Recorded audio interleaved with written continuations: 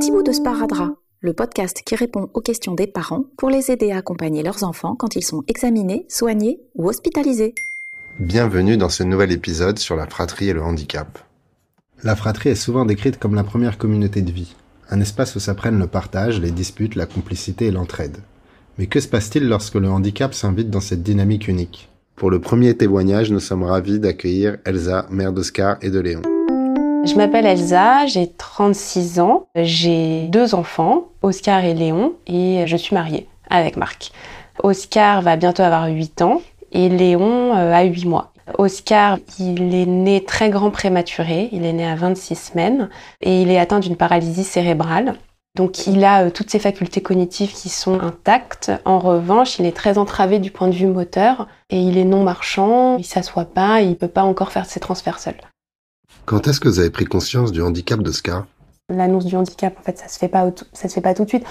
On sent qu'il y a un truc qui va pas, il y a une prise en charge et le développement se fait pas correctement et un fossé commence à se créer avec les autres enfants. Et au début, en tant que parent, plus on était jeunes, c'était le premier. Moi, en tout cas, j'étais beaucoup dans la comparaison avec les autres enfants. Et j'avais l'impression qu'on nous dévisageait, qu'il y avait un truc, on allait au parc, Oscar il pouvait aller que dans le bac à sable, il pouvait pas jouer, ou alors c'est nous qui le mettions sur le toboggan, donc je me disais mais qu'est-ce que... Enfin, il y a aussi une forme de...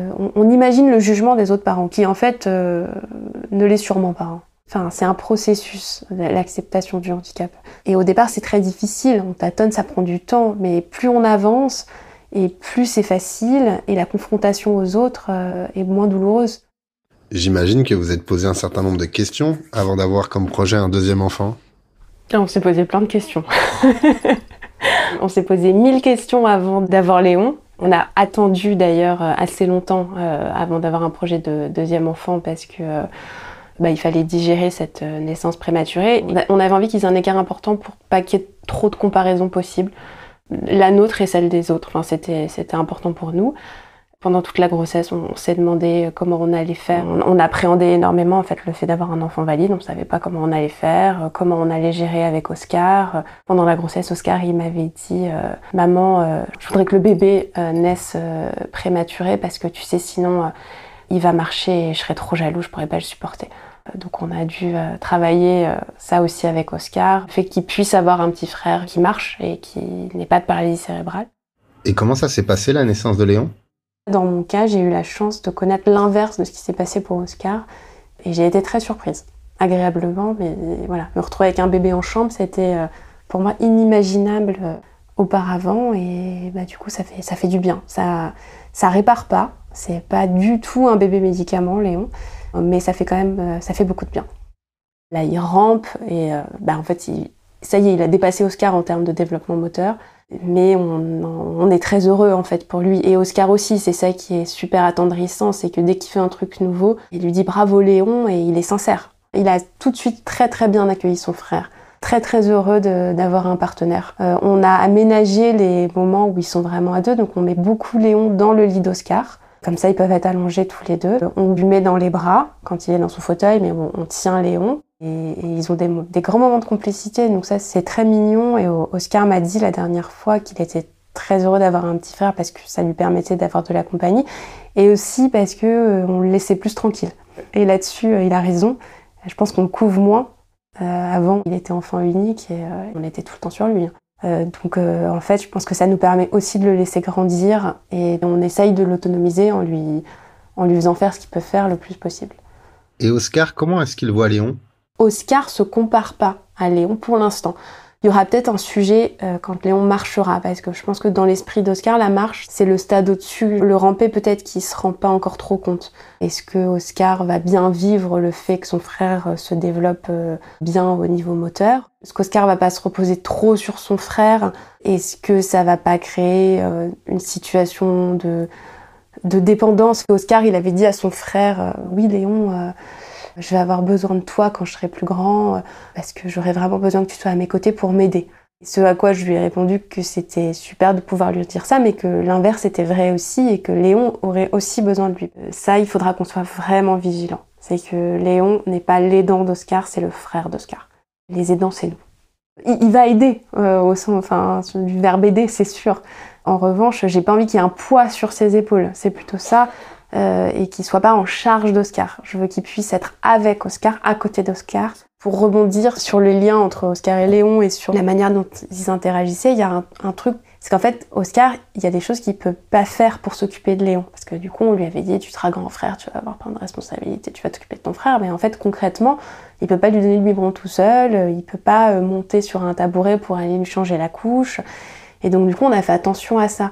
On a installé un plan allongé à hauteur fauteuil, des aménagements comme ça pour qu'il ait l'impression de pouvoir aussi s'en occuper. Le premier bain de Léon, on l'a fait au sol, il y en avait partout. On l'a fait dans la chambre en fait, en mettant la baignoire au sol, Oscar à côté pour qu'il puisse s'occuper de son frère. On n'y pense pas tout le temps et par moments, je pense que pour Oscar, il peut y avoir des moments de frustration à mon avis. Oui, je comprends. Et leur relation plus tard, quand ils auront grandi, vous l'imaginez comment ?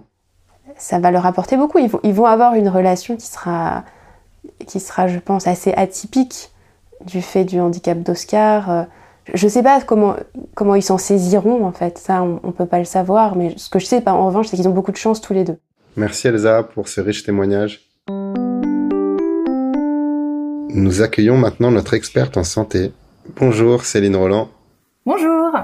Alors, vous êtes infirmière en pédiatrie depuis plus de 15 ans et vous travaillez aujourd'hui auprès d'enfants en situation de handicap complexe. Est-ce que vous pouvez nous expliquer comment réagissent les frères et sœurs généralement au handicap dans une fratrie ? Dans la majorité des familles que je suis, il y a des comportements qui sont assez similaires au sein des fratries. On va retrouver globalement des fratries qui vont être ultra bienveillantes envers leur frère ou leur sœur qui est en situation de handicap. Je peux remarquer aussi des fratries qui... alors c'est beaucoup moins fréquent que les premières fratries que je viens de citer. Ces fratries qui vont attirer l'attention sur elles, alors pas forcément de façon volontaire, mais qui vont faire toutes les bêtises possibles et inimaginables, finalement pour montrer qu'ils sont là eux aussi en fait. Est-ce que vous avez du coup des conseils à donner aux parents pour développer ce lien fraternel ? Pour aider et pour créer ce lien fraternel, c'est de permettre des moments entre frères et sœurs. Et finalement, entre frères et sœurs, c'est pas toujours tout rose.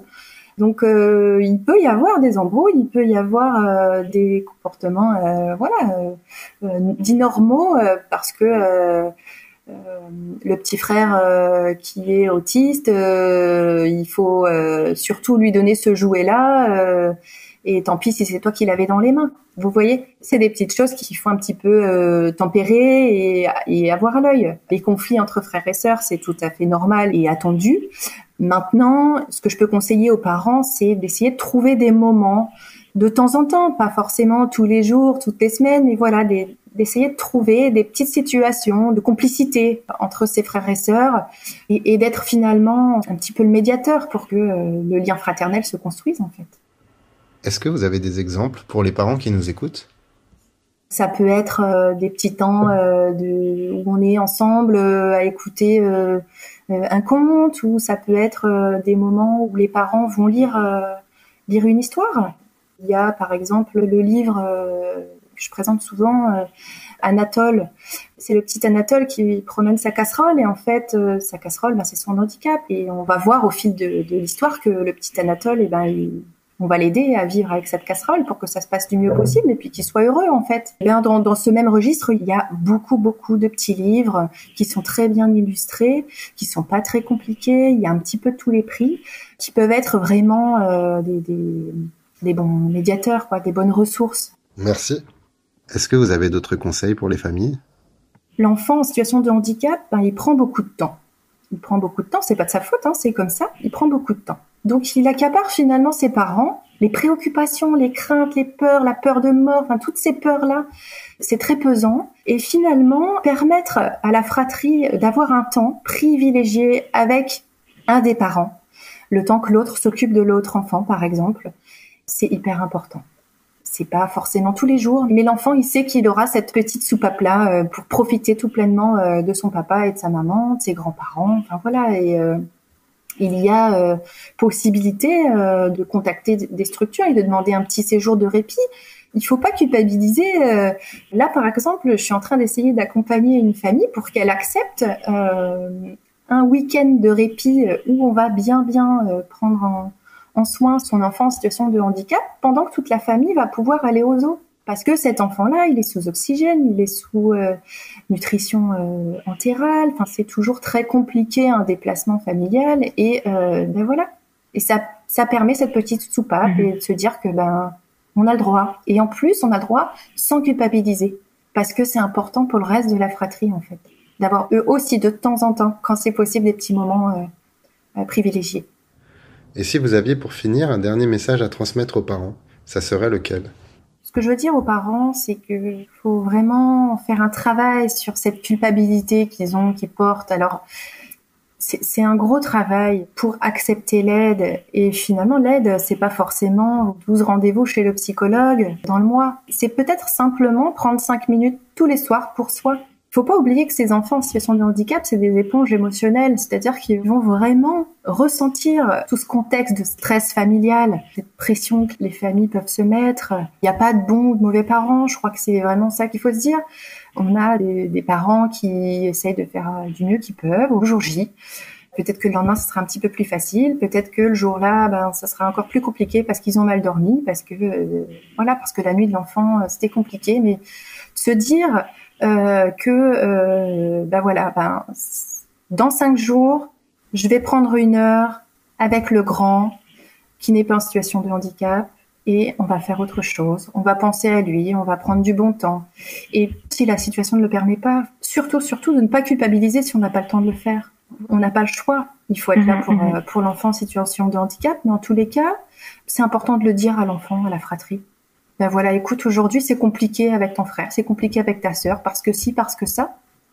Mais ce week-end, on va prendre la nounou, on va prendre, mamie, et on aura l'après-midi pour nous, pour aller à la piscine, vous voyez, ou pour faire des jeux de société. Enfin voilà, il n'y a pas de grandes choses, de mauvaises choses, mais vraiment ce sentiment de déculpabiliser les familles. Et quand la situation reste compliquée entre les frères et sœurs ? Pour les fratries où on va sentir cette colère, cette incompréhension, cette difficulté, peut-être ces fratries qui vont un petit peu attirer l'attention par des comportements un peu problèmes. On peut essayer de contacter les structures, les hôpitaux pour voir s'il existe dans votre secteur des structures, des groupes de parole spécialisés pour la fratrie en fait. Ça libère la parole. Le frère et sœur a le droit de dire qu'il en a marre en fait d'avoir un frère en situation de handicap et on va pas le juger. C'est vraiment une parole qui va être entendue, qui va trouver sa place et auquel des professionnels vont aider l'enfant à réfléchir à sa place dans cette fratrie, dans cette famille, à mettre des mots, et à comprendre que les émotions en fait c'est normal. C'est normal. Merci Céline pour le partage d'expérience. Nous accueillons maintenant Juliane Deloffre. Bonjour. Bonjour. Vous êtes sociologue et vous réalisez une thèse sur la fratrie et le handicap. Est-ce que vous pouvez nous donner un peu de précision sur votre recherche ? L'idée était vraiment de rencontrer à la fois les parents, parce que c'est quand même eux qui sont le fondement de la famille, mais également donner la parole aux enfants, parce qu'aujourd'hui en sociologie, on a beaucoup de travaux qui parlent de la relation fraternelle adulte, mais assez peu sur comment est-ce qu'elle se construit au long cours. Merci Juliane. Alors du coup, est-ce que vous auriez un constat de votre recherche à nous partager ? Ce qu'il faut avoir en tête, c'est que la famille a beau être une cellule avec qui on passe énormément de temps. En général, aujourd'hui, on a une époque quand même où l'enfant est désiré. Il y a vraiment un projet d'avoir des enfants. Donc, on se projette parent, on se projette en tant qu'enfant. Enfin, en tant que parent d'un ou de plusieurs enfants, peu importe. Et en tout cas, ce qu'il faut vraiment avoir en tête, c'est que malgré tout, on n'est pas le seul référent de l'enfant. Aujourd'hui, ce que montrent mes travaux, notamment, c'est qu'il y a tout un tas de socialisations qui interviennent. Donc, évidemment, des parents vers les enfants, mais aussi des enfants entre eux, évidemment. Et ensuite, de chaque cercle de l'extérieur vont se rajouter tout un tas d'influences. Donc, il faut bien se dire qu'on n'est pas seul. Dans ce que j'ai pu constater, c'est qu'il y a vraiment des parents qui ont envie de faire de leur mieux pour que leur famille soit bien. Et très souvent, en fait, ils ont l'impression que tout repose sur eux, alors qu'il ne faut pas oublier que, finalement, les influences, elles viennent aussi d'ailleurs. Est-ce que les parents et les frères et sœurs ont la même vision du handicap ?